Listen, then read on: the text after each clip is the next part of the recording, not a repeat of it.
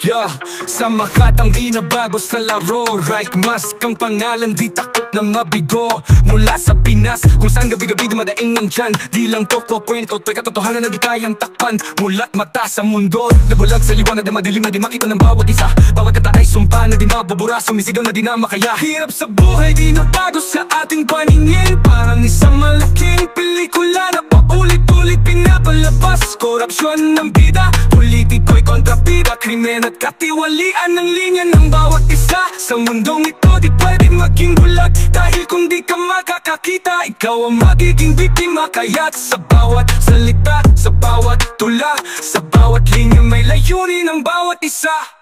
Di na bago ang sistema, laging bulok ang pundasyon. Dahil sa mga taong nasa itaas, laging ginagawang negosyo ang bawat isa. Politiko'y nagpapanggap na sila'y laging handang tumulong, pero sa likod ng entablado, sila'y nagpapayaman habang ang tao ay naghihirap. Dahil sa katiwalian, di na mabilang, ang dami nang nawawalan ng pag-asa. Kaya't sa bawat salita, sa bawat linya, may layunin ng bawat isa.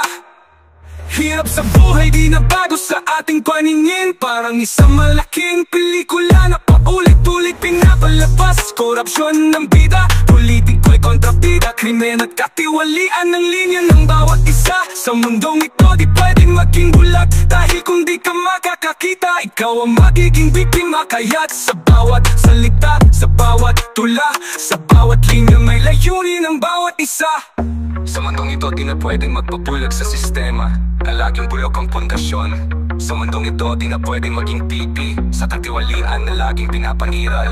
Kaya't sa bawat kanta, sa bawat tula, sa bawat linya, may layunin ng bawat isa.